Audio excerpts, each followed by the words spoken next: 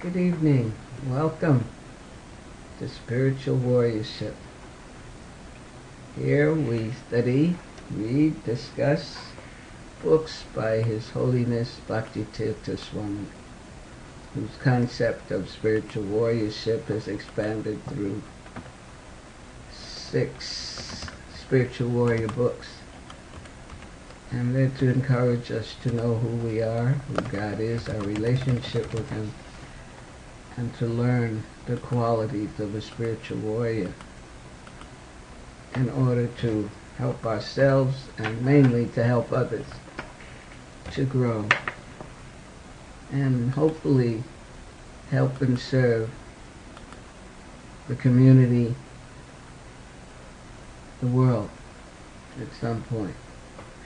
He has disciples all around the world. So here we are.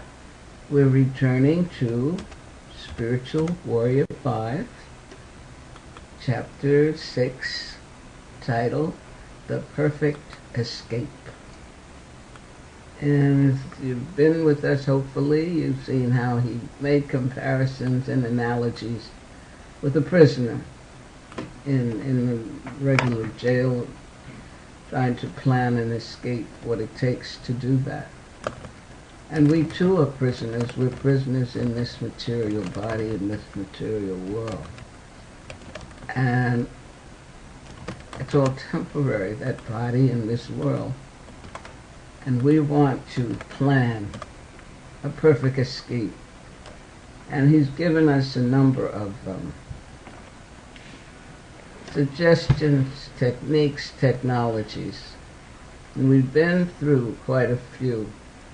And again, I decided not to try to review the whole chapter. Hopefully, those of you out there who have been following us have found something, been attracted to, and have, what's the word I want? Develop a desire to be able to work towards, plan, strategize, and put into action a perfect escape. What we're going to do now is pick up where we left off. If you recall, he had given us a number of pastimes and reminding us how Maya will try to interfere if we're becoming more serious about reconnecting with the Supreme Lord. And we were he had taken us to the 5th canto of the Srimad Bhagavatam, where it describes Bharata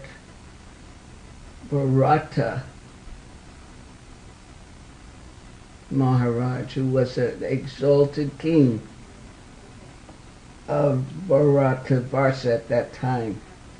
And he had incredible facilities, opulences. And he had so much fame that the entire planet knew about him. And in fact, the whole planet was called by that name, Bharatavarsha. Excuse me, to honor him. He was honored that way. But it's still, he was not satisfied. And what did he do? He renounced all of that. Because he wanted to focus on higher goals.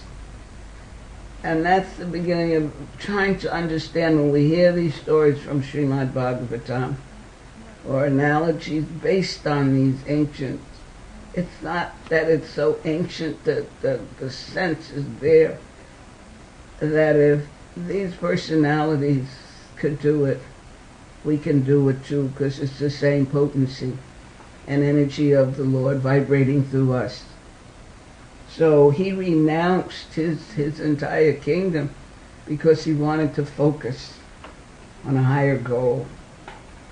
And how many of us kind of look around sometimes and really realize the misery of this material world and kind of think a little bit, consider, I would like to just renounce all of this or put aside some of this or get out of this for a higher purpose. So he understood that even as a sophisticated prisoner, all his opulence and power and wealth could not offer him any personal satisfaction. And all it did was just increase his incarceration, if you will. So his actions, his determination, desire, it helps us understand that we should not put all our energy into something that will only increase our prison sentence, huh? That's when we hear about detachment, attachment, and detachment, what the spiritual material will do to you, material energy can do to you. So what did Bharata Maharaj do? He left his kingdom and he went to a place called Pulahasrama, ashram. And what did he want to do there? He wanted to perform austerities and worship the Lord. It was strong in him, and had to be very strong, right? That he just gave up all that he had.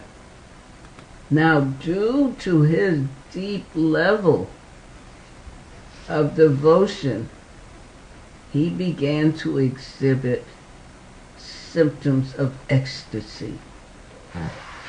That's just before the ultimate goal, love of God. But he had attained that level of stage of bhav. So Maharaj Bharata had made it, he had made it to the door for his escape. Because as we said, the ultimate goal, which would be escape, complete escape, is love of God. Now, however, as a prisoner, must still be careful after escaping. Why? Because the guards will continue to search for him and try to reclaim him at all costs. Although he might have made the escape and has nicely settled into another situation, he must be what? Even more careful and conscientious, so that his efforts are not in vain. And in our case, the same thing happened.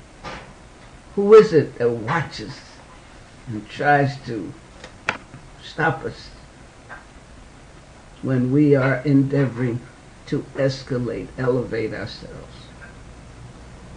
He tells us that many times people intensely involve themselves in this process of bhakti, but then become bewildered by offenses, lack of faith, and so on. Now, unfortunately, they come so close only to get recaptured. What happens when a prisoner escapes from prison and later gets recaptured? The person will experience even more misery. than the initial term of imprisonment. When a person tries to escape from prison, the guards will monitor to make sure that person will not be able to do it again. They have more security to make sure they'll not be able to make such a clever plan. Now, unfortunately, they came so close to the door that only a little more effort would have finalized their goal. Now you're saying, okay, what about devotees? When a devotee accelerates in spiritual life, but then gets recaptured by Maya, she will make it so much harder for the devotee to continue. Maya finds so many ways to debilitate and dismantle the person's devotion, faith, and support system.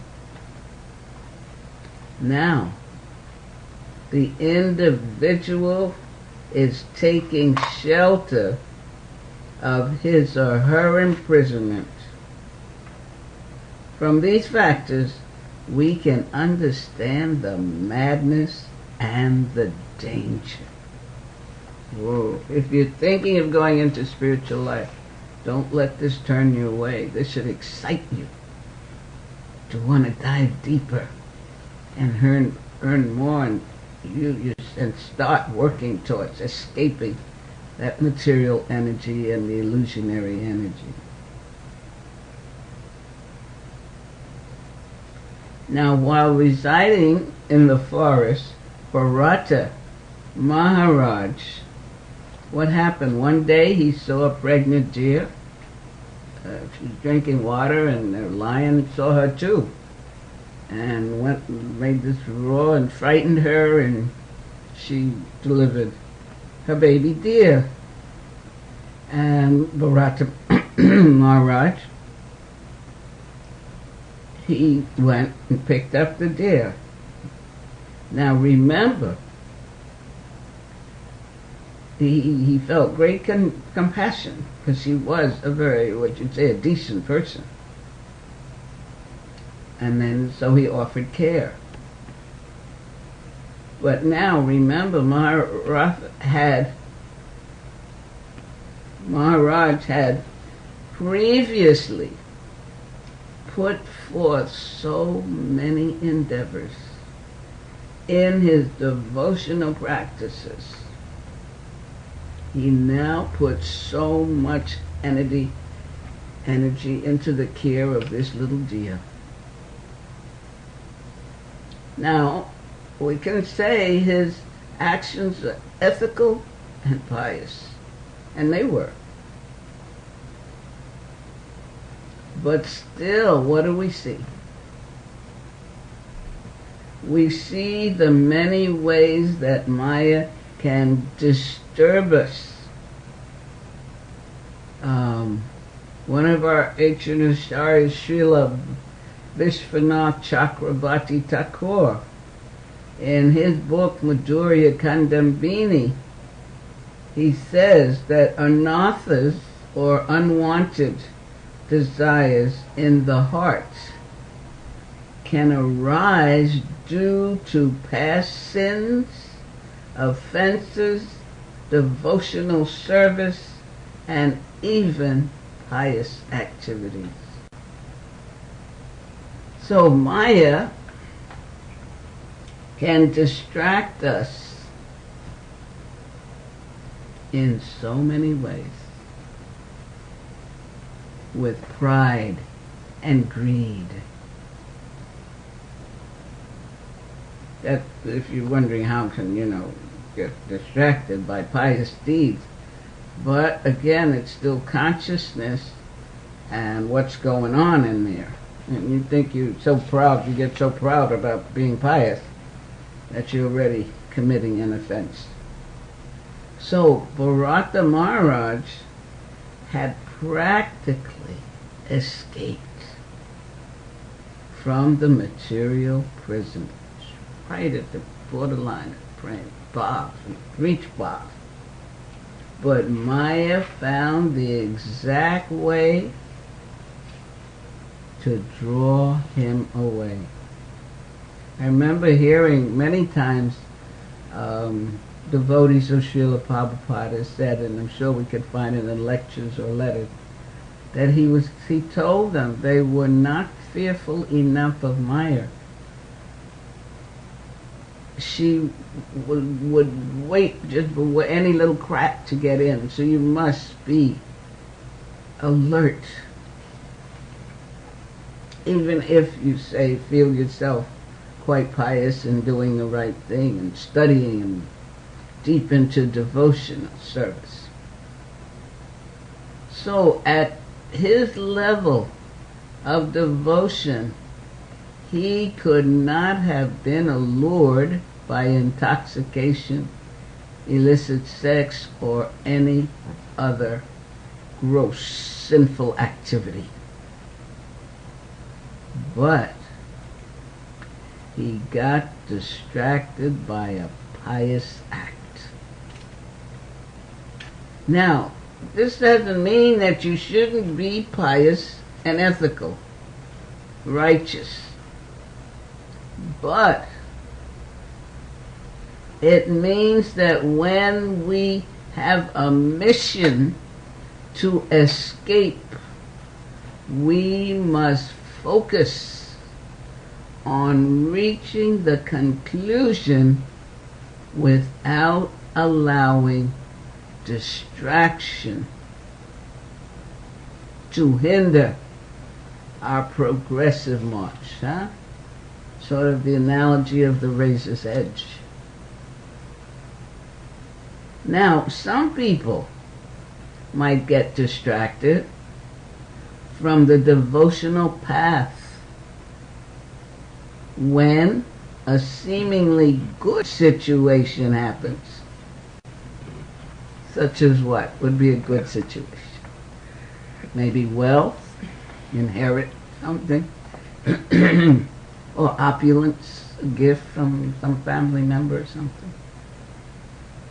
Now, if someone on the path to escape, remember there's a goal, we're talking about the perfect escape. When someone on the path to escape is very sickly, their health is suddenly renewed, they may lose their intensity and ability to focus. See, sometimes it's gross and right in front of your face. Look what I got. I'm going to go out and have a good time.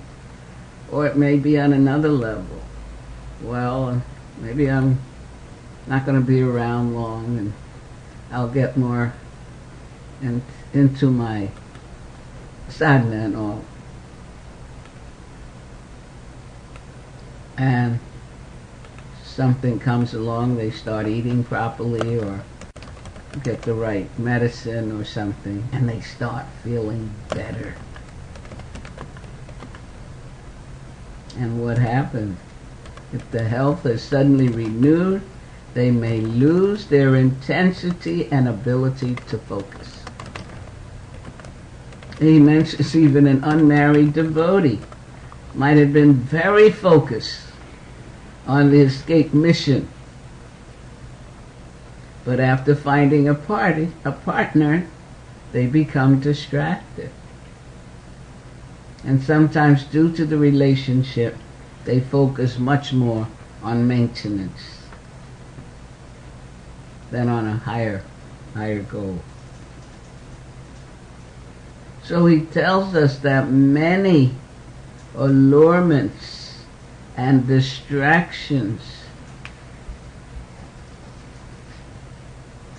can disturb us if we are not careful. Spiritual life is a serious, wonderful experience, but you must be careful because that material energy is pretty strong out there and so many people are pulled by it. You don't want to get caught up in that web. They do not have to, but they can. It's best to be careful. Now, in this case, what did we have?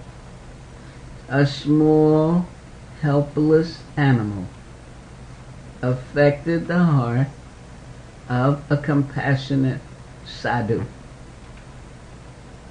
But look, he says, how Maya came in disguise in such a discreet way. The deer distracted him to the point that he focused less on his original plan. And that can happen to us right here, right now, every day. We may start out chanting our 16 rounds very regularly, or even planning, made a vow or plan or set a goal to go to the temple so many days a week.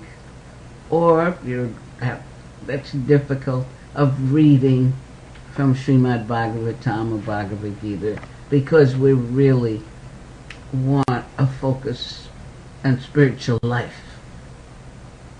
And just being reminded that that means working towards a perfect escape.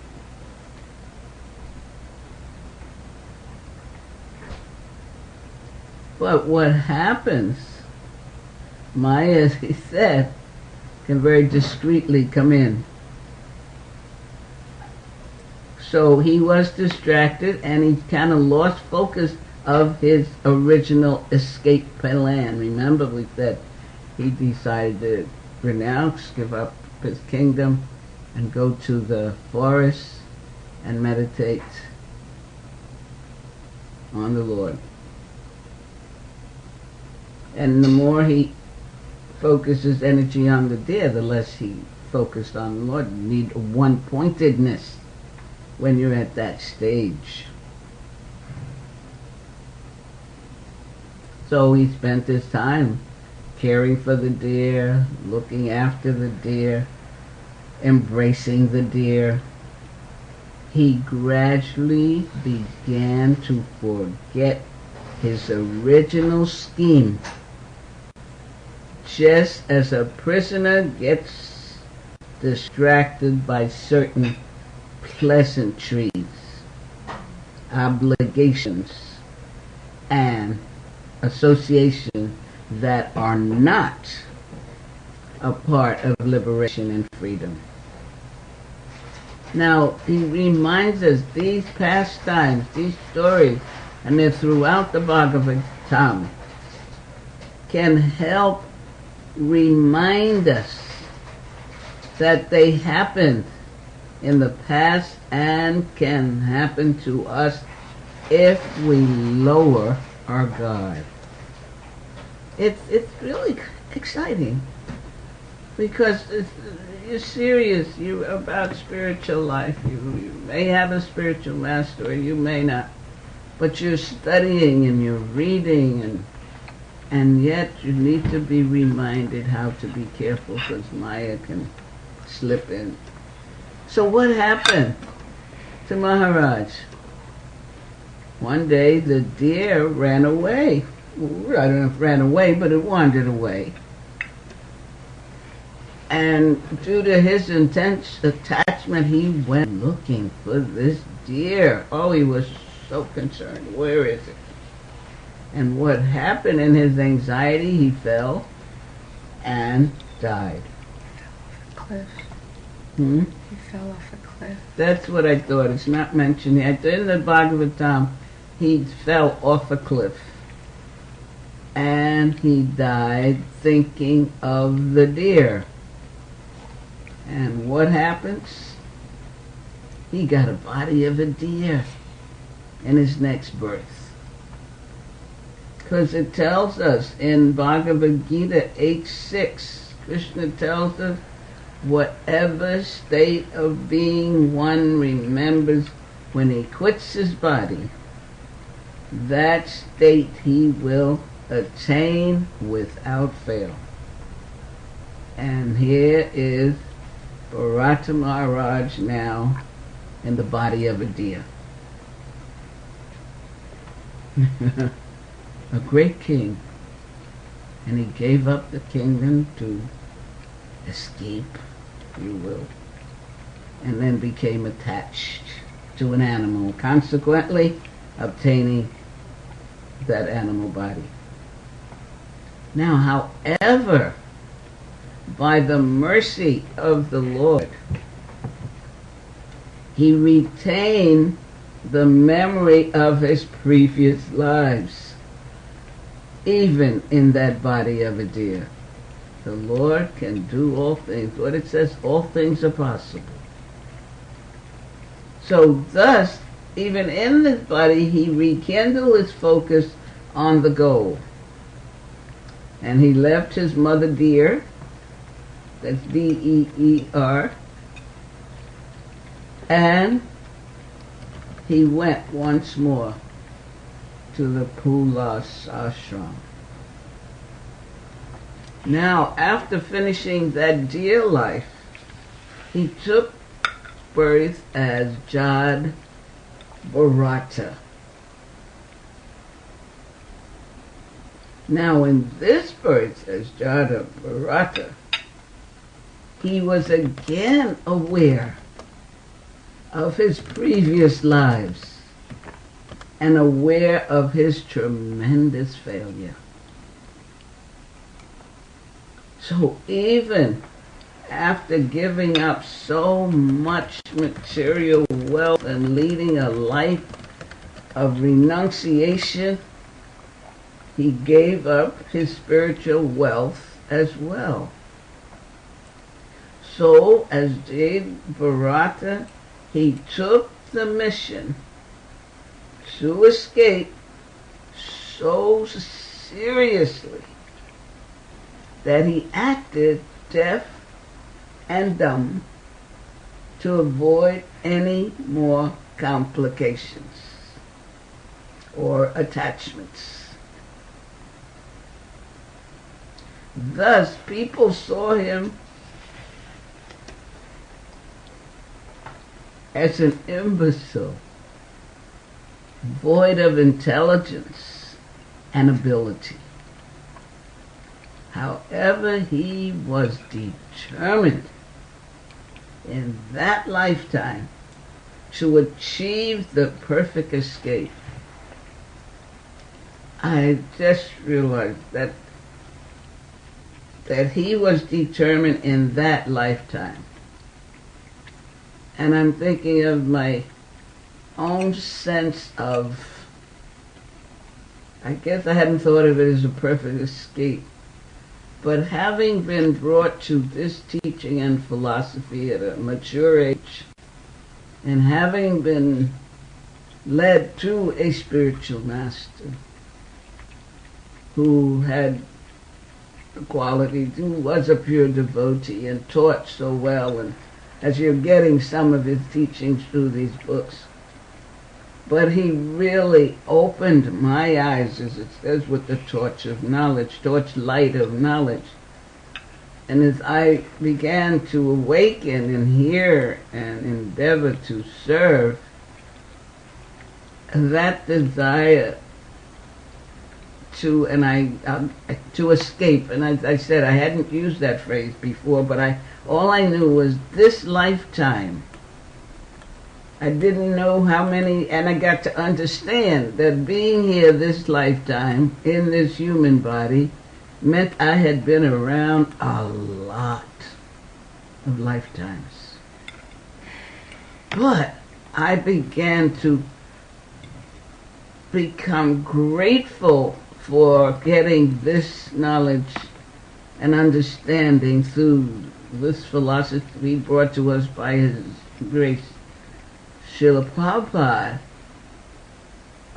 that all I could think is, this lifetime I want to get it right. And as we're being told here, with that,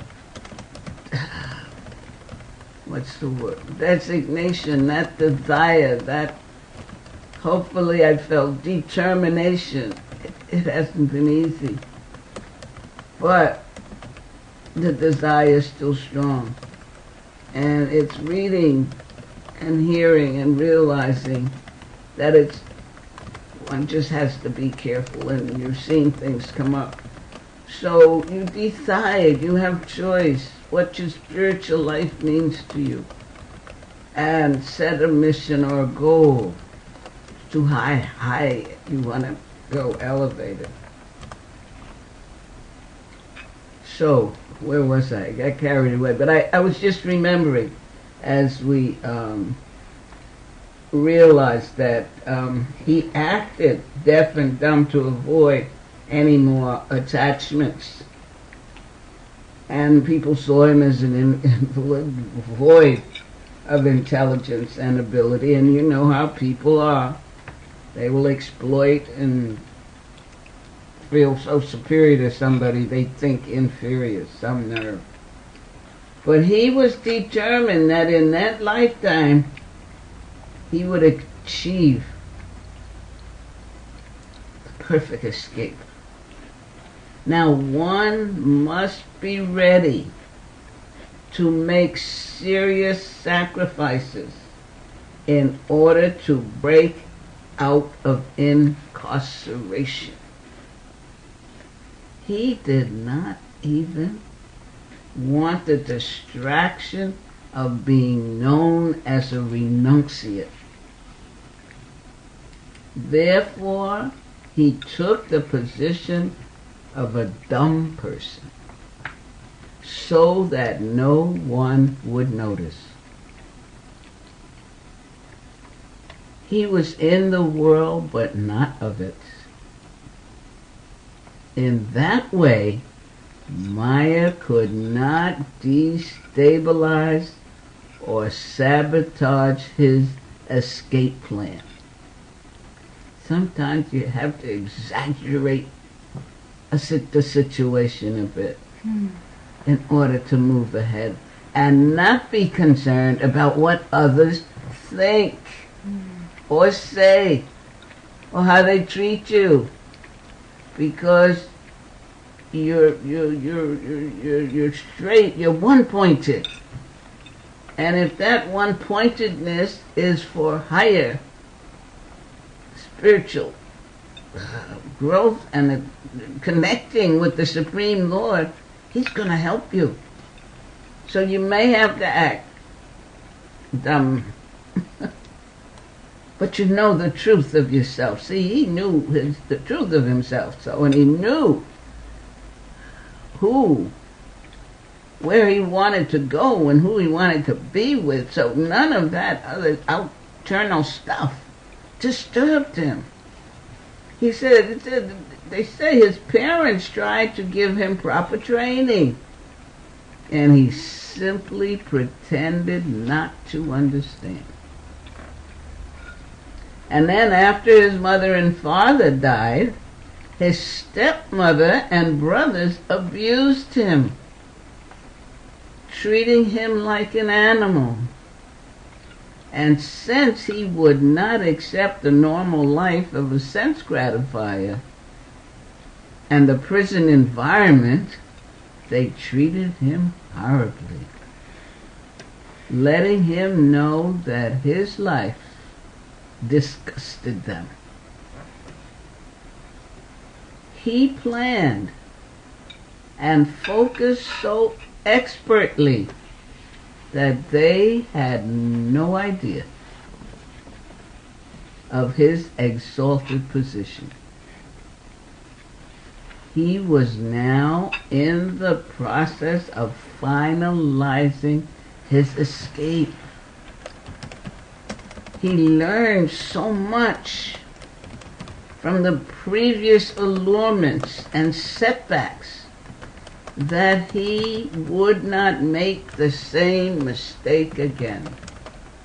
Do you learn from your mistakes? And we know when we've made a mistake and we could have done something a different way, in a more pure way, a higher standard or something like that. Do we learn from it and move ahead? Or do we get angry at ourselves and get caught in a massive anger and all kinds of things that'll pull us down rather than trying to continually go? So he planned and focused so expertly that they had no idea of his exalted position. And he was in the process of finalizing his escape. He learned so much from the previous allurements and setbacks. You learn from your past mistakes. And then you make sure that it doesn't happen again. He refused to allow negative anxiety and distractions to ruin his chance. Still in this lifetime, he could remember. None of us that I know of, or I can't remember past lifetime. I'm just thankful for what I'm becoming aware of in this lifetime. But he refused to allow negative anxiety and distractions to ruin his chance. Due to his internal excitement, other people could not bother him when they called him a fool, idiot, imbecile, and so on. How do you feel? Somebody say, "Hey, stupid, you're so stupid." Do you let it disturb you? Or do you have an internal excitement of knowing who you are? And if you know who you are as a spirit soul, anything anybody calls you will not disturb you. And if you're on a mission and understanding where you are in this teaching, this philosophy that Srila Prabhupada brought us, and you're beginning to be awakened and know that you can escape, that you don't have to be a prisoner forever, there is an internal excitement. So, but Maya, as he showed us, used subtle ways even to see if you'll shift. Because her service is to make sure you are serious about escaping and going back home, back to Godhead. And by any means, she will endeavor to challenge that. So he was internally excited that nothing, as they called him, whatever they called him, it didn't bother him. And it didn't disturb him. Why? Because he was internally surcharged with a mission and vision outside this material paradigm. And you could be in school, going to work or whatever, you can still have that internal excitement and be surcharged. If you keep your focus on that. One night while guarding a paddy field. Yes. There's a question by Bhuvan Mohan. Okay. Internal excitement must be the key to finalizing the escape process. How can we cultivate that if it doesn't just occur spontaneously? Remember the example he gave about a prisoner planning, I want to say scheming, but he didn't use that word. It was another word he used. His escape with focus attention, being careful. And he said there is an excitement of what's going to happen. We have the tools given to us, as I keep remembering, Srila Prabhupada brought, our spiritual master gave it, our sadhana, our understanding of Guru Sastra. What is that? Guru Sastra and Sadhu.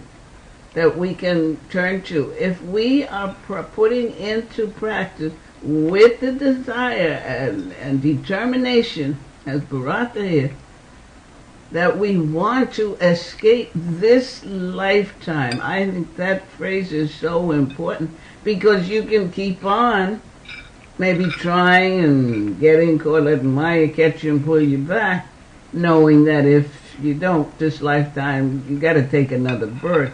But just practice and put in place that which you've been given and instructed.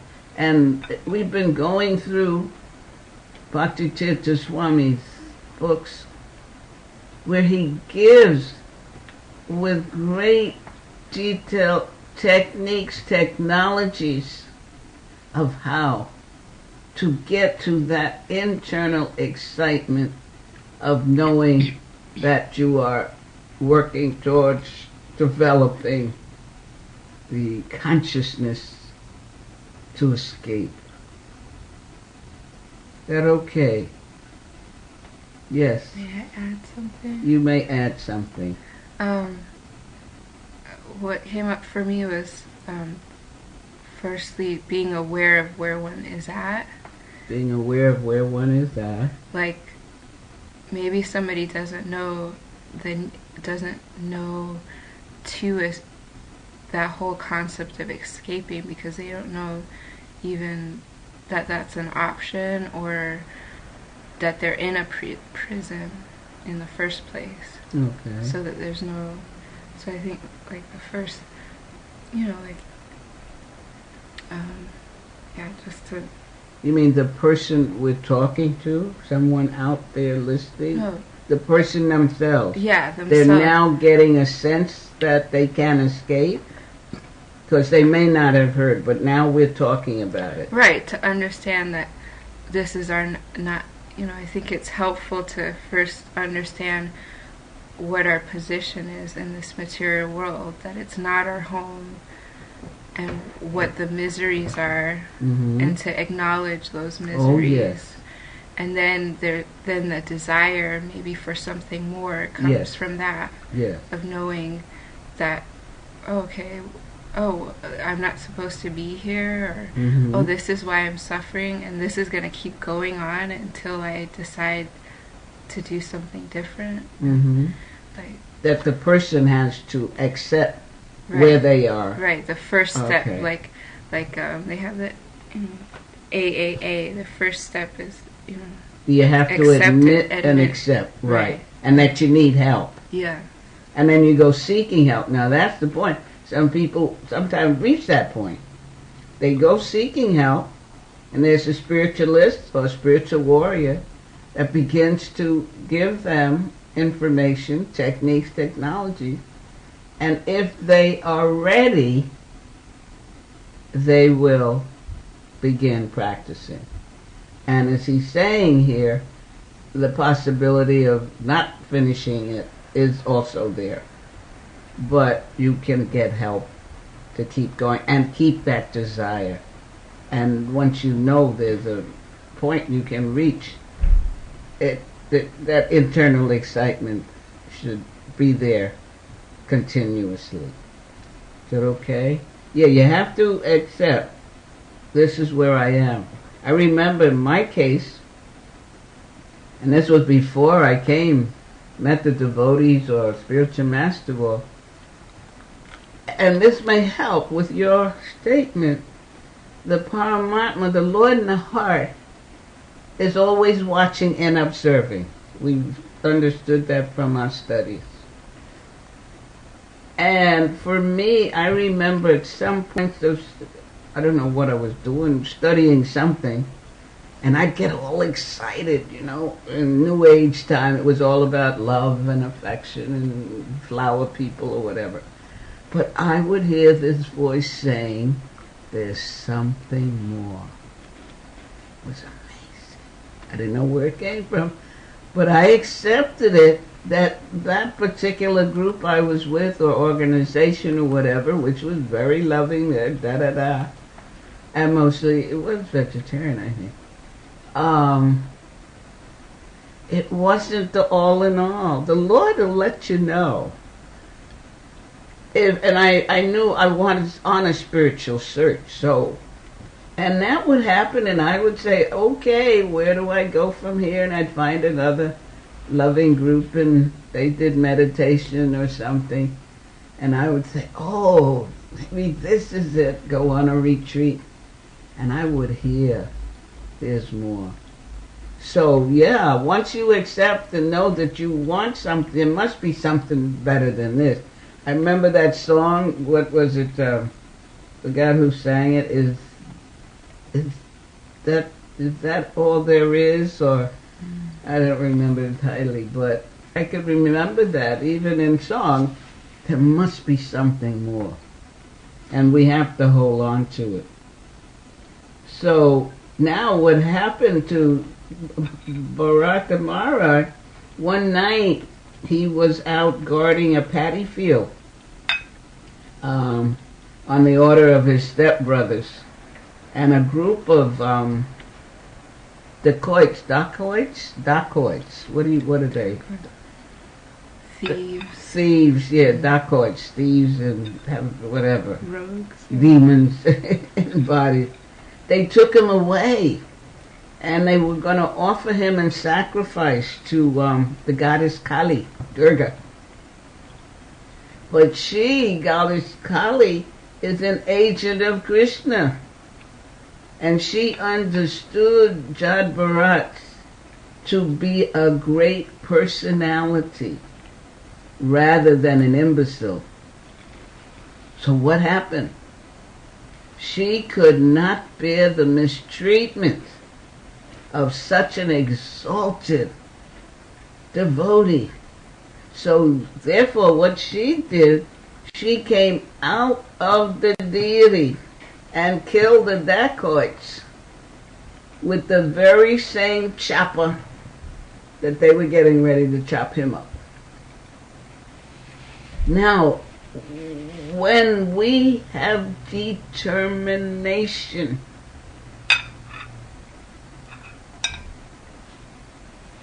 like Jada Bharat, Krishna and his agents will help and protect us. You hear? Krishna and his agents will help and protect us. And his determination was to have the perfect escape this lifetime that he's experiencing. And he did not let anything distract him after his previous mistake, him being fortunate enough to remember. So he tells us, the author tells us, we must make ourselves available to receive this protection, because they're there to protect. The more desperate we are, the more they will see our need for protection.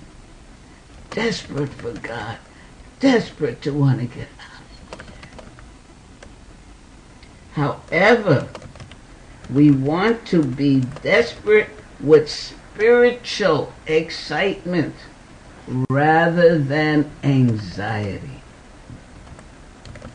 And that spiritual excitement can come from what we just said, that you know that Krishna and his agents will help you because of your determination to return home, to escape from the material energy and misery.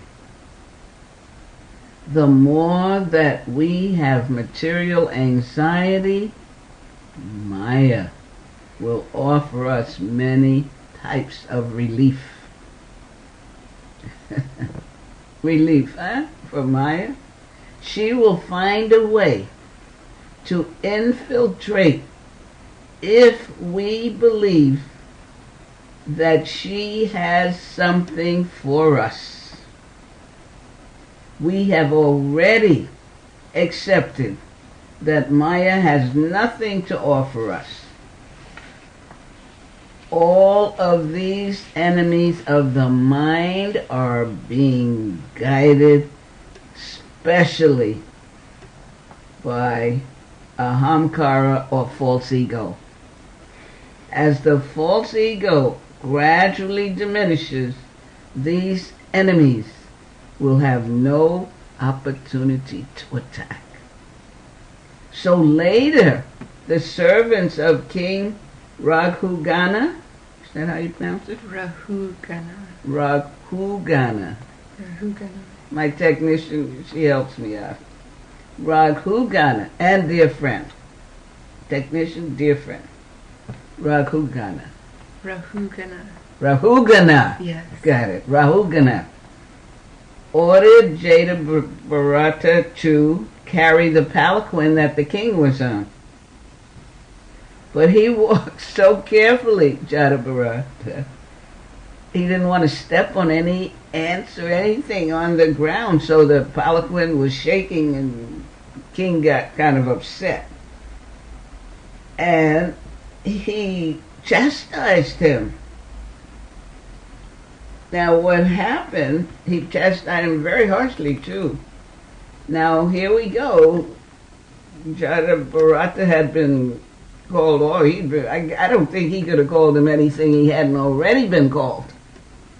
But he remained focused and spoke very powerfully philosophy to the king, who could then appreciate that this seemingly dumb fool was not an ordinary servant. Keep in mind that even when he revealed himself, he did so at a time and place that would not distract him from his ultimate goal.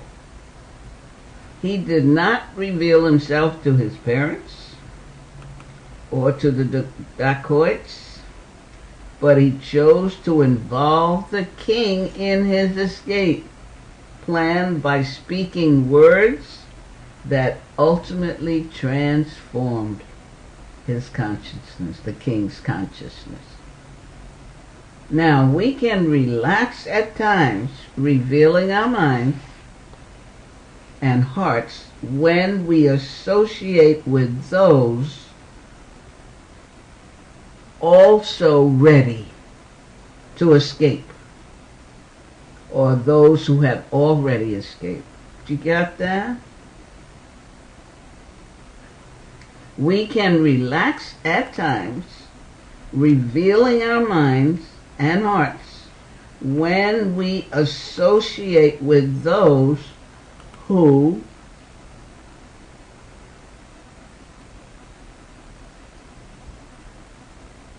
have escaped, have already escaped, or those who are ready to escape, because then you're on the same page, on the same level, and you can understand what each one is experiencing or how their strategy is going.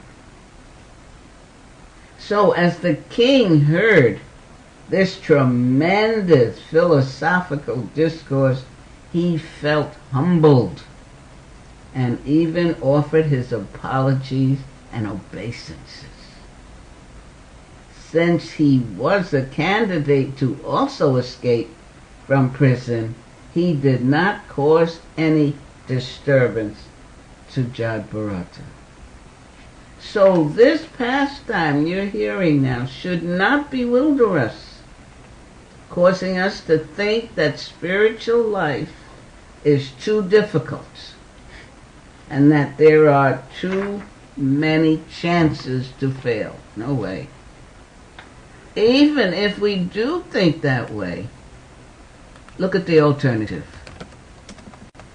If we don't endeavor to escape, we understand that we can expect lifetime after lifetime misery. Bharat Maharaj came so close, but due to his affection for a deer, he fell back into the normative patterns of the material world and of a prisoner. Yes, he experienced some excitement or temporary stimulation at having that little deer as his friend. He felt some comradeship,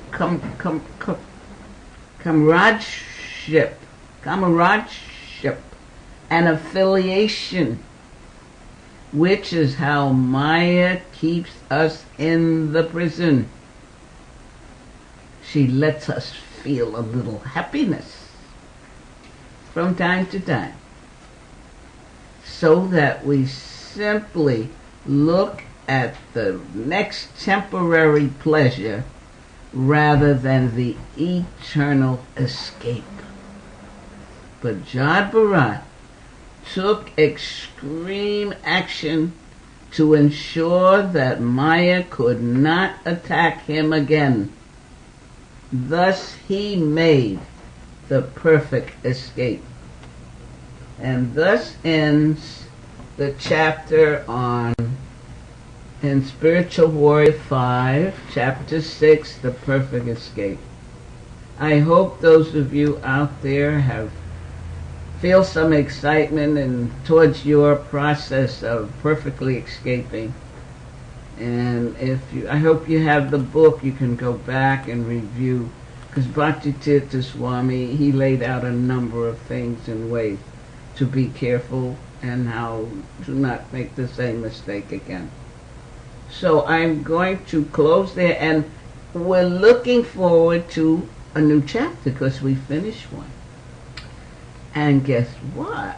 Before I prayed too many times, I was guided to chapter 5 in Spiritual Warrior 5 about mindfulness. I thought that the need for constant mindfulness. And after a chapter on how to plan the perfect escape, that I thought that might be quite appropriate for our next move. And in this one, he has some of his beggar poetry in it. So that's where we'll begin. If you have a book, you can look ahead. If you go on harinampress.org, the publisher website, you can even read some excerpts from it. Okay? So, any questions? Who's there? I didn't even greet anybody tonight. Anybody out there? Bhuvad Bahan asked the question. Thank you for being there. You know I've been trying to reach you. Bhuvad Mohan, Shruti, Edgar, and David. Oh, wonderful. All right. Shruti, welcome. Edgar and David, I'm so happy you're there. Any comments? Any questions? Did anything touch your soul or say something to you tonight that you want to share? A word, a phrase? Any reaction from what you heard last week or response you tried? You worked into your life, daily practice or experience that helped, or you could feel a difference or understanding?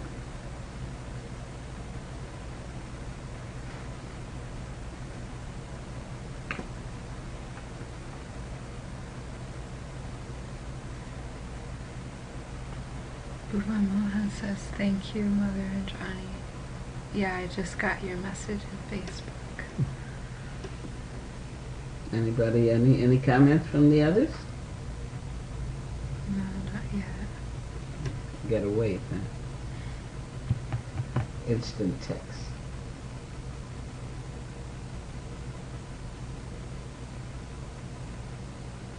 David says, thank you, Hare Krishna. Thank you, David. Hare Krishna to you.